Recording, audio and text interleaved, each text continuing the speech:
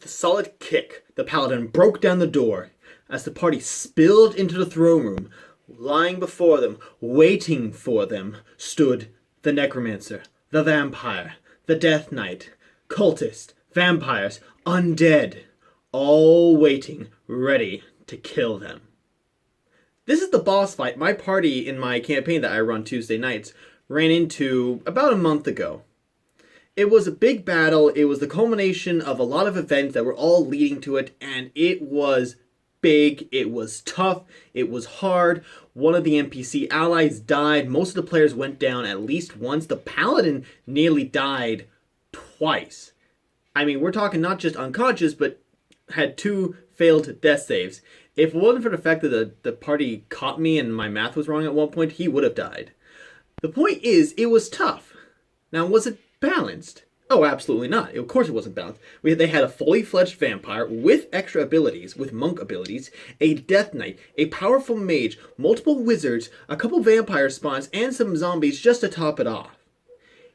This was for a party of 7 9th level adventurers. By the rules, this was nowhere near balanced. But does that matter? Does an encounter need to be fair and equally balanced? Well, that's what we're going to talk about today. My philosophy is no, we don't need to have balanced encounters. And I'll go into more about my philosophy towards the end. And so but I want to make sure I get kind of the meat and potatoes before we get all the desserts and hors d'oeuvres. So we're going to talk about how to balance an encounter. And I say use the Dungeon Master Guide rules. They're in the chapter 5, I think it is, just off the top of my head. No, chapter 4, about creating an encounter. And it talks, it has you take your heroes, what level are they, you get a value for each level and how hard you want the encounter to be. You kind of get a budget of points, and then you take all the monsters you're going to use and their challenge ratings and the experience that comes from that, and you tally that up, and then you multiply it by a modifier depending on how many monsters there are, yada yada yada. There's a bunch of different rules, and it's kind of fun to do. And it makes for a great start, and I recommend using it. It makes for pretty good balanced encounters. Not perfect. And the main reason for that is because 2 things. First off, the 5e core rules don't assume a lot of magic items. They're kind of there's this idea that you should, I think I've heard it, you should not have a +1 weapon until about 5th level. And I think that's total bull snipe. By 5th level, most of my party has at least 1 magic item, quite possibly 2. It depends on the player. So I run, and I think most players do, a slightly more magic-heavy game than intended by the core rules. As a result, our characters are much more powerful. Well, I wouldn't say much more powerful, but are significantly more powerful than the rules expect them to be. As a result, what should be a difficult encounter for a party of, let's say, 7th, 9th level adventurers is maybe only a medium encounter. So the quick way to fix that is just to count your characters as 1 level higher, or maybe 2 levels higher. So, when you're trying to design the encounter based on the rules, rather than saying they're 9th level adventurers, say they're 10th level or 11th level, depending on how tough you want to make things. The second thing comes down to just design of 5e in general.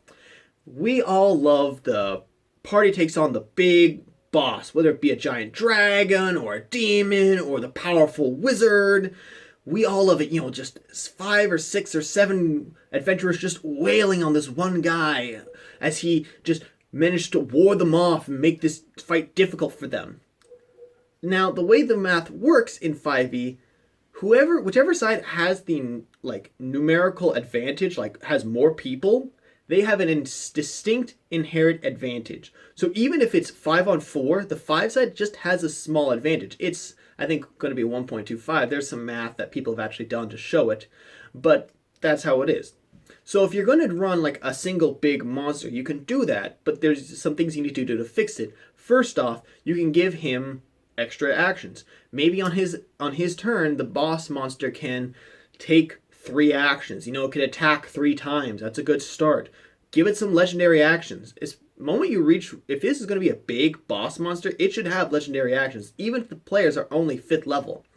Give it legendary actions. It doesn't need to be doing incredible things with them. Maybe it's just attacking, gets an extra attack, or gets to move for free. Stuff like that can be really helpful. And it gives the monster or boss, whatever it may be, some extra actions, which helps it kind of keep up with your 5 party.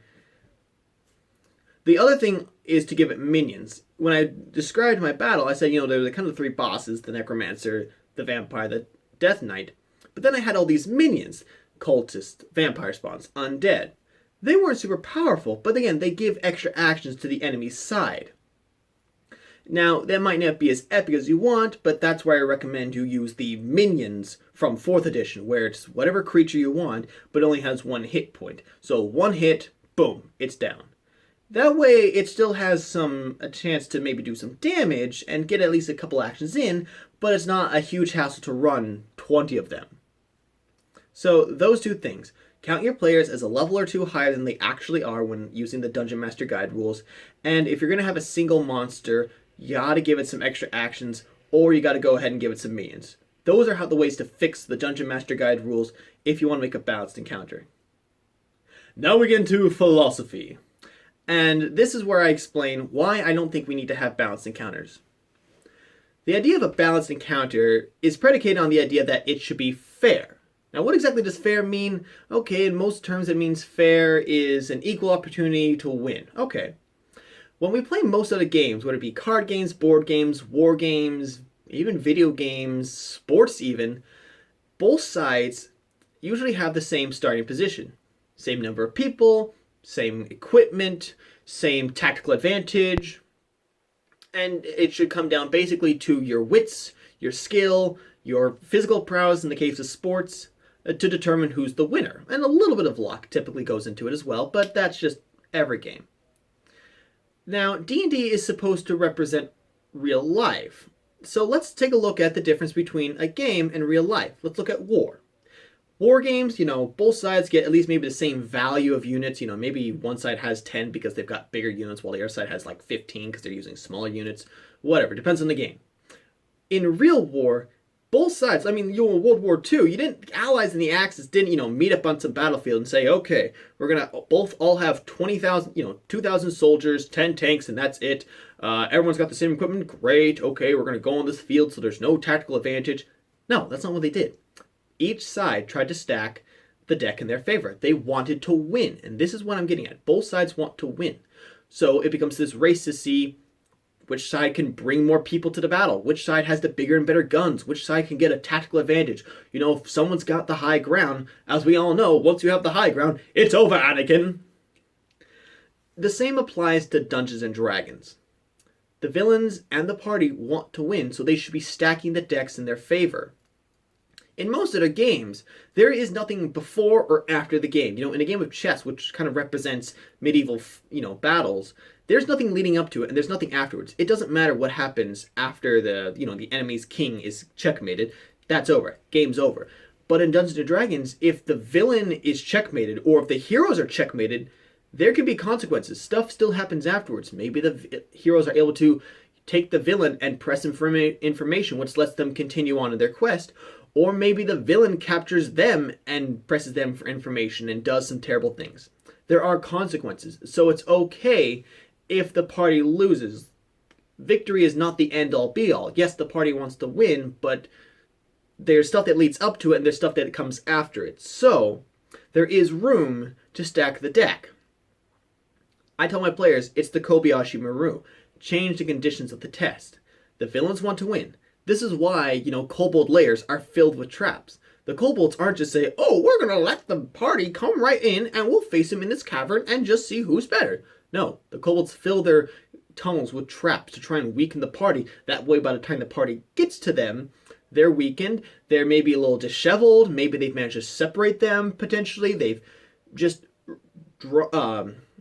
taxed their resources so they're more easily overcome by the weaker kobolds. In a straight fight, the party's going to wipe out these kobolds, but because the kobolds have used these traps, have maybe tried to separate the party, maybe taken out somebody, maybe they've knocked someone unconscious and dragged them away, that's dramatically reduced the resources of the party. Now the kobolds stand a chance. All villains should be doing this, in my opinion. All my villains are always trying to win. Even random monsters, you're traveling down the road and you just roll a random encounter and boom, a wyvern attacks. That wyvern is still going to be smart. It still wants to win, And so maybe attacks at night when the party is most of the party's asleep and only like one person's on watch. It can run away and come again another time. Maybe it leaves, comes back with a buddy. Those kind of things. You can make every creature be smart. It doesn't have to be, perfectly tactically brilliant, but it should at least be trying to win. Makes dumb mistakes, and yeah, it I think reduces the tension, reduces the I was going to say the dramatics, but the drama of the battle. Now, that's not to say just because of we have villains who want to win doesn't mean we can't have balanced encounters. Random encounters, side quest stuff, those are great opportunities just to throw in some balanced fight. Where maybe it's balanced and maybe you don't really let the players get a chance to stack the deck in their favor and you kind of just throw it on them. That's perfectly okay. Not every fight needs to be this big, climactic event that if the players aren't tactically thinking and trying to, change the conditions of the test, they're going to lose. No, there's going to be easy fights. There's nothing wrong with throwing something that's trivially easy at the party. Because the players are, one, stronger than we tend to think they are, and B, there's usually multiple of their brains versus the one of ours as the DM, they're going to be able to take out most balanced encounters. And that's okay. Do it. Let them. They should have battles which are fairly easily won. It's okay to even throw, a bunch of goblins, roll just 5 goblins in front of them when they're like 7th level. They'll wipe out the goblins in a second, but that's okay. It shows them that they're powerful. You can have unbalanced encounters on both sides of the spectrum. Trivially easy, I can't talk today, to lethally hard.